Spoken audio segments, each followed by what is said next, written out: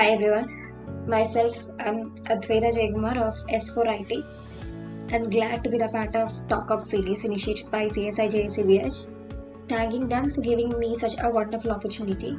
So the information which I wish to share today is about information to GitHub. I am sure enough all you people have at least heard the term Git because it's a substantial one to be discussed and of course a quintessential one for techies. So let's begin. Before everything, I would like to have a disclaimer that I am not a speaker. I wish to share some information which I gained in a very short period of time. Moreover, I am a beginner to GitHub account. Pardon me if I make any sort of mistakes. So, these are the content which we're gonna basically discuss today. That is tracking history, collaboration, status track, and backup. These are the reasons why should we use Git. And let's explore this.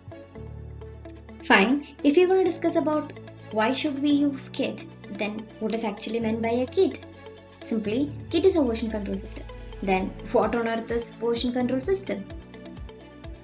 Okay, the very simple answer of what is it meant by a version control system is a control application that allows you to record changes to your code base in a structured manner. Version control system. It is generally divided into centralized version control system and decentralized, often called as distributed version control system. Git comes under decentralized version control system. I'm not digging deep, but in order to give you a brief idea, in case of centralized, as the name suggests, here we have a central server to which we request the latest version of work and push the latest changes. So it is basically the central server which keeps the history of changes. While we move on to decentralized one, everyone will be having a local copy of entire work they have done so far. Tracking history. While you are going through the slide, you may come across with words which is totally unfamiliar, like commit, checkout. These are commands which we use in Git.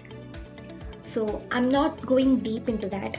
I'm here to give you an overview of what is it meant by tracking history. So let us get into a scenario to understand the concept much better. Let us assume a person who is carrying a project.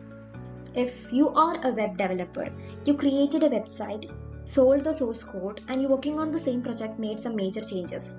In between, the client approaches you, the same, to make a certain change. Now you have to get back to the previous code which you already sold out, right? But that is impossible until you have a Git. So let us get into the pictorial representation to understand much better. So imagine if A is the source code which you already sold and you pushed it into the Git. Now you're working on this A. It will be basically B. I mean A is preserved in Git. It is untainted. So while you have to move back to A, it is possible because it's already saved in your Git.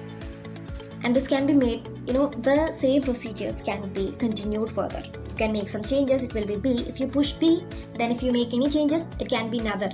I mean it is C. And it continues. What all other source code which you already pushed, you will be able to get back into it. Collaboration. It's an occasion where a few people get engaged in a particular project. Let's imagine if a 5-person assigned a particular task, how will this be performed? All 5 will be doing in distant ways and one have to merge this after receiving all the code.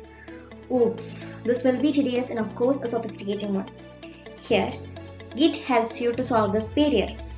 All the 5 can work at same repository simultaneously using Git. Here comes the next advantage, status track. You got some intuition, right? Here, we are able to track our status. Then at least few among you will think, does that really bother? Absolutely yes. Let me give you a circumstance. Here, you work on a code, take 1 week off. While you return to work, you will be completely blank. You won't remember what you have done in the previous week. Git helps you to overcome these days. I don't get any pictorial representation, so rather I'm having the snippet itself. Git log and git status. These are basically commands which you use in Git too. Git log will give you the whole commit you made till this time. And git status will help you to understand what are the modifications which you made in the last file. So in order to get you a continuation. Backup. Let me get straight into the example.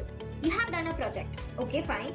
After a couple of months or a year after, you certainly need the one you have done earlier. Then how will you retrieve it? Probably, you must have saved it in a drive or as a draft in email, but still it's a Herculean task, and if you haven't used any comments in your code, it will be hard enough for you to understand. But in case of Git, it is an alternative, of course an easy alternative, where you will be committing each and every modification that you made in the file. So if you had made the commits in a very understandable way, you can comprehend even after a while, and the backup service will help you to retrieve it anytime. Wow, it's such a huge number, right? It is actually the number of GitHub users, and it is in the current data. It is as per January 2020, which means it is in the peak. It must have increased by this time. Again, a bit more of information, 160 million. This is the number of repositories GitHub have as per 2020 January data, and obviously that makes it the largest host of source code in the world. This is actually which you have to do. All you have to do: add, commit, push. These are the commands which we usually use in a Git tool, and this is how you back up something to your server. So remember this, go through it. Finally, we reached the end of section. So thank you for your cooperation and have a great day ahead.